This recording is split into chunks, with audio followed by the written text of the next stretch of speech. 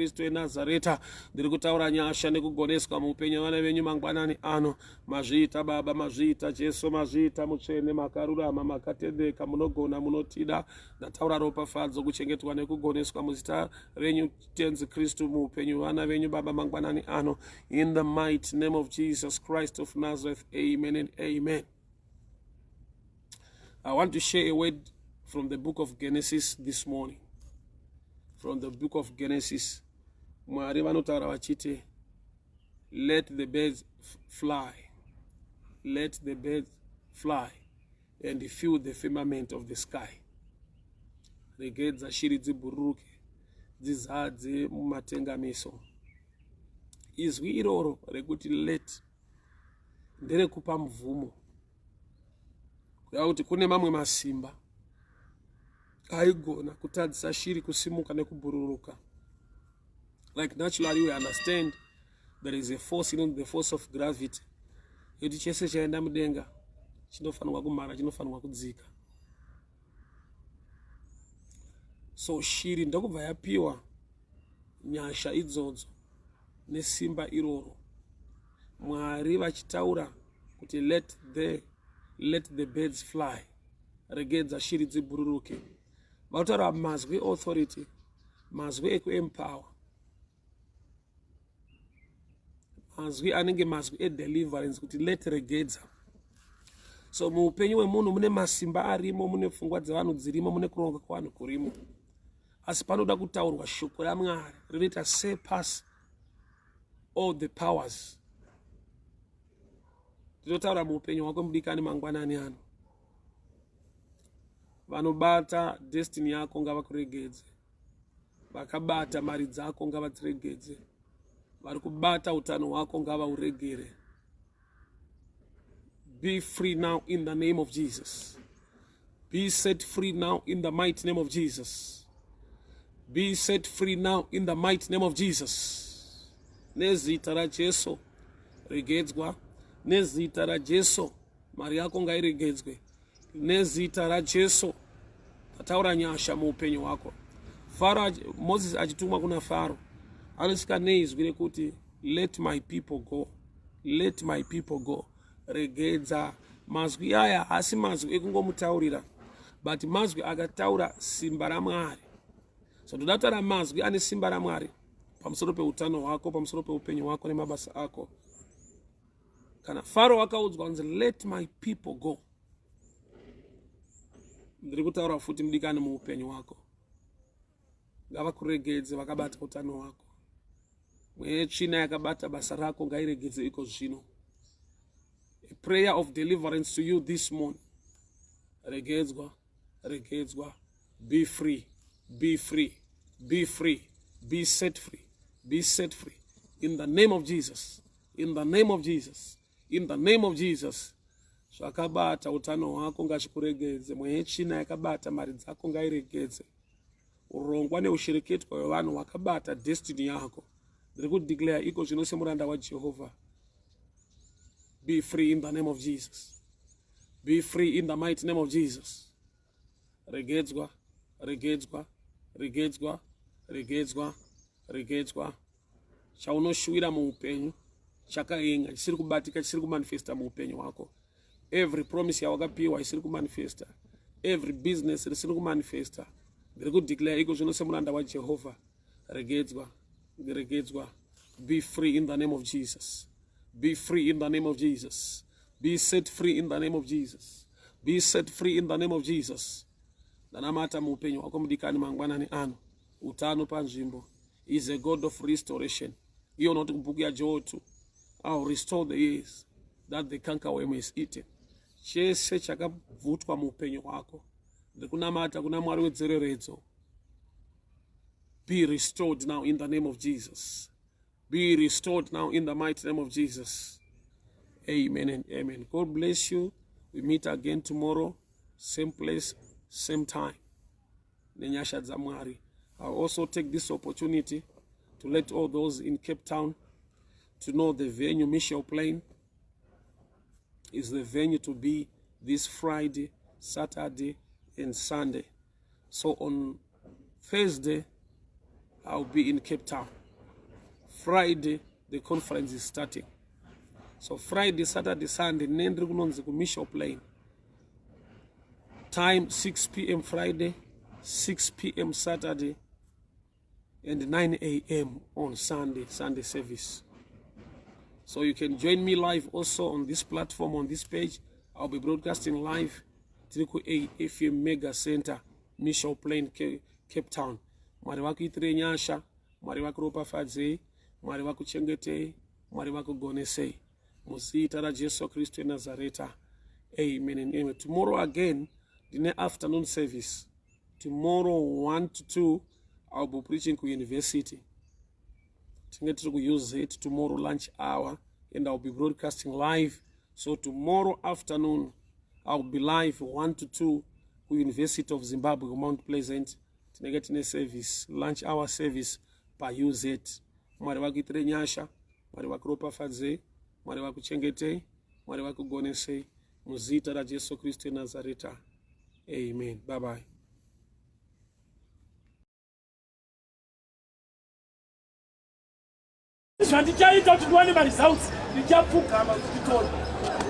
Make sure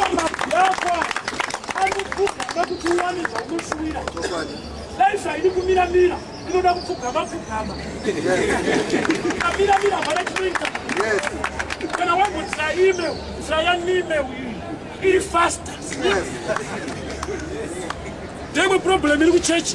When we have a family to put in prayer. When we go to him, glory. The God who is the secret of prayer.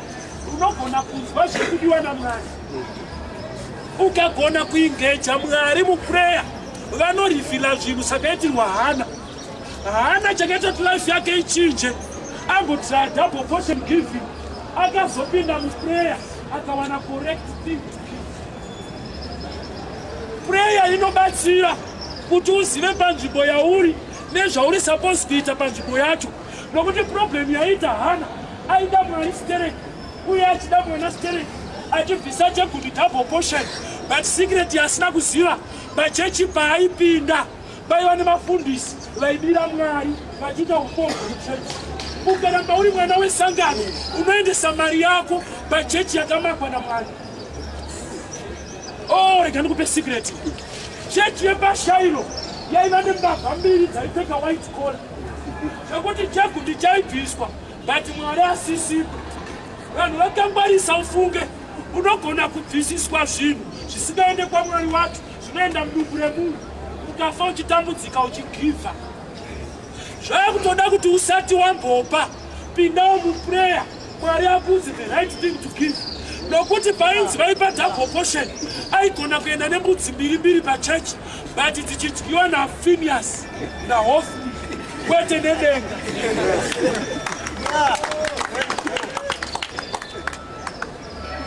Vakapinda muprayer, Mwari obva amuratidza kuti chechi hatichaida. Zvaungatoitawo kuti ndizoda chechi, chibereka mwana achagara pachechi oita mupriest, ndoba ndichadzokawo pachechi. Zvekuti Hana pakapa Mwari mwana angapiwa revelation naMwari kuti ndiri kuda mupriest pachechi pano. Giving a revelation is so powerful than giving a tsika yechechi yekunyara. Tando yatopinda takagara kumberi basiketi ringangopfura. Izvozvo zviri very dangerous. Ifane kuda Mwari kwete nekunyara uye tsika yechechi. Yazhinji varombo but vanopa zvisingaite. Problem iri pamotive. Hana akapa Mwari mwana. Hofni naPhineas vaidya mbudzi dzabviswa. Hana next time obhabhisa ari munhu advike. Usarambe uri mwana wesangano, usarambe uri amai weruwadzano. Iva mwana waMwari. Satani hatye mwana wesangano, anotya mwana waMwari. Ziva correct identity mukunamata.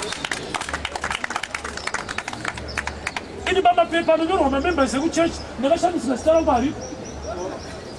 But azvinambondimuvha anondiziva. Iwe sei uchida kunyengerera prefect, iwe wakamakana naheadmaster. Unodzimba mese kamukaita zvekutamba. Guys, long now prefect tichiwirirana. Iwo kama pa net fast. Zvekunamata izvarume. Unogona kupinda mu-environment. Ozamuri manudza Absalom ndatopedza. The anointing respects humility more than anything else. Amen. Amen. My Bible says, humble yourself before the Lord, and the Lord will lift you up. Which means the best way, the easiest way to get there is to bow, respect, honor, and be humble. Humble yourself. It is not pray. It said, humble yourself, and the Lord will lift you up. Which means when you want to be there, get there. You are preaching, man of God. Don't pray to get there. Humble yourself, and the Spirit of the Lord will lift you up there. Tell to sons who are close to the Father, yes, who serve the Father, yes, not the other sons of the prophets, oh, yes, who are following, yes, but not in line with the prophet. Oh yes. Amen. Deeper. You must serve what you love. You must honor what you love. Yes. Don't be just a member. Be here to serve, and in the process of serving, you receive. Amen. Yes. Zechariah, Luke chapter 1, Zechariah, the father of John the Baptist, he was old, without a child. One day, he went on to serve, to burn incense in the Hall of the Holies, and the angel Gabriel appeared to him and said, the Lord God has heard your prayer. The man was not praying, which means serving is praying. Yes. Come on. As we were celebrating independence yesterday, I was talking to a few guys that, the name independence, it just means we are independent from the oppressors. It does not mean pro-success. Come on.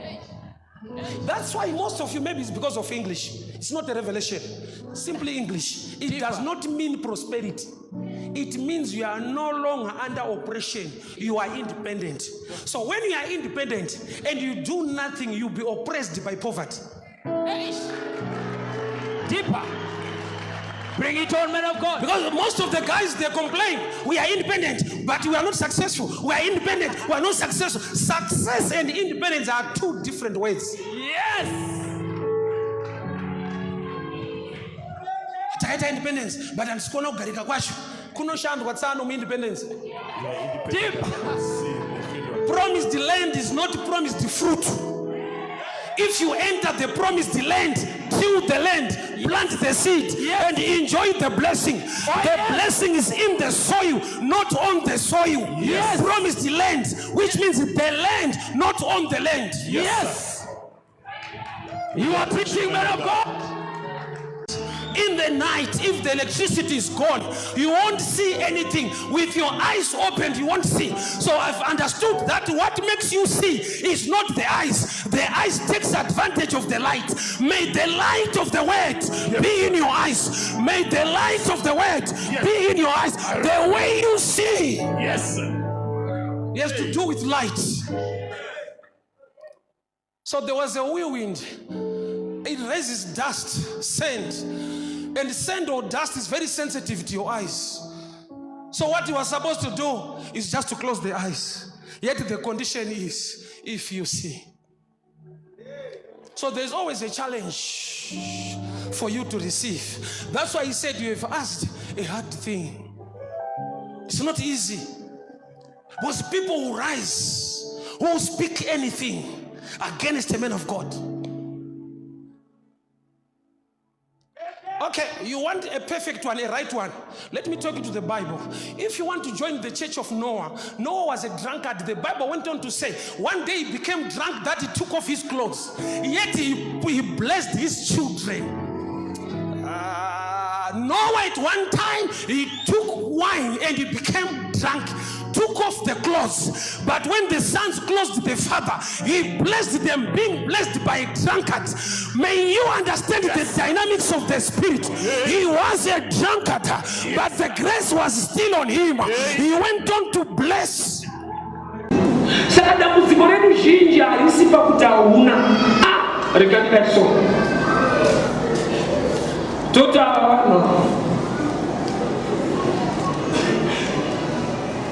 Adichi konzero chekuti munhu asape ngechekuti nokuti handina rega ndichigadzirise uya anonzi handipe.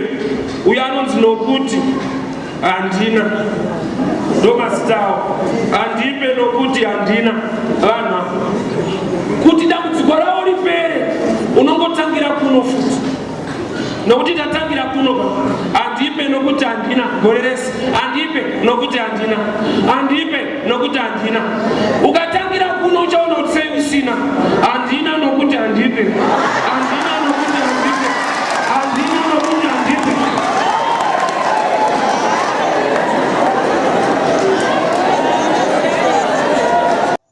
Jonah is a prophet. My challenges are faced one man mu boat. They are because of this man called Jonah, who carries a title, who is anointed, who is a prophet of God, but is the one causing problems to the people who are in the boat. So by told a deeper revelation kuti vanhu vave ne boldness and understanding yekuti the problem yatinayo boat is not about the wind. It's all about the prophet in the boat. So it's not easy kuburitsa prophet mu boat. Let's say the picture of a boat is a church. The problem in mu church is because pane error, pane sina kunaka zvokuitwa na prophet vari kuenda mu wrong direction. It's not easy to do away with the prophet. Most of us, we consult the prophets. Tive ne direction, tive ne understanding, tive ne solution pa challenges that we sangana now. But there are times with the problems in the boat or against the boat, they are being caused by the prophet who is in the boat. It's not easy, I know, it's not easy. It's not easy. Let's be real, guys. It's not easy to throw out the prophet. Or rather, stay with him in the boat. May God help us to get the revelation, boldness, and understanding. Beware of wrong followers. Remember, Philip was walking, and this man was in his chariot. God sent a man walking on the ground to help somebody who is riding his chariot. It takes humility to accommodate somebody in your chariot to help you understand scripture. It takes humility for the Ethiopian eunuch to welcome Philip. Remember, Philip was walking on the ground, and this Ethiopian eunuch was riding his chariot. Yet he was reading and not understanding. But a man sent by God with understanding was not riding a chariot. He was just walking on the ground. So there are times you need to be humble enough to welcome somebody into your life to help you with the things of the Spirit. Although naturally you are at a better level, but spiritually you need to swallow your pride concerning your levels in the natural to accommodate a man sent by God to help you into your life. The son of sorrow, he was causing sorrow, challenge, and pain to the body of Christ. Over Azon's Paul. Why? Because Benjamin was called Benon, meaning son of my sorrow. Over Azon's Benjamin, which means son of my right hand. Saka kuno ku Paul anonzi Saul, he was also causing sorrow to the body of Christ, and his name was changed. And his calling yakaitika Aripa road along the way. Yakaitika Aripa road along the way. Ukazvitarisa kuberekwa kwaBenjamin akaberekwa parod. Ananyamukuta ndo vakatomira vachibatsira munhu. Ukatarisa kuva born again kwa Paul ane vanhu vaifamba navo vakazomubata ruoko because anga asisaoni. Akarohwa akawira pasi. Because he's a Benjamin, he's a Benjamite. Nokuti Benjamin kuberekwa kwake baba vake vanorohwa, vochorwa udyi, vochorwa chiuno, baba vake vanonzi Jacob vakarohwa. Chiuno chakarohwa chiri wika ndokubva chabereka Benjamin. Benjamin ndokubva ava the first king. Rudzi rokwaBenjamin rakaproducer Saul akava the first king. Saka kuno kumwari pavari kutsvaka the 12th man wemba yekwaBenjamin to become an apostle, vanoenda futi vachinotarisa futi kubva kuzita chairo. Wekutanga, the first Benjamite akava successful was Saul, who became the king who ruled Israel. And the last apostle was also called Saul, and later God changed him to Paul. So kuno kuti na Saul, the first king who was a Benjamite, and the last apostle futi tina Saul, who was later called Paul. And he was called along the way. Along the way, ndopanga pane calling yake, along the way. Even so, the first king of Israel, calling yake, anga atumwa kundotsvaka madhongi, akaiwana murodhi achifamba.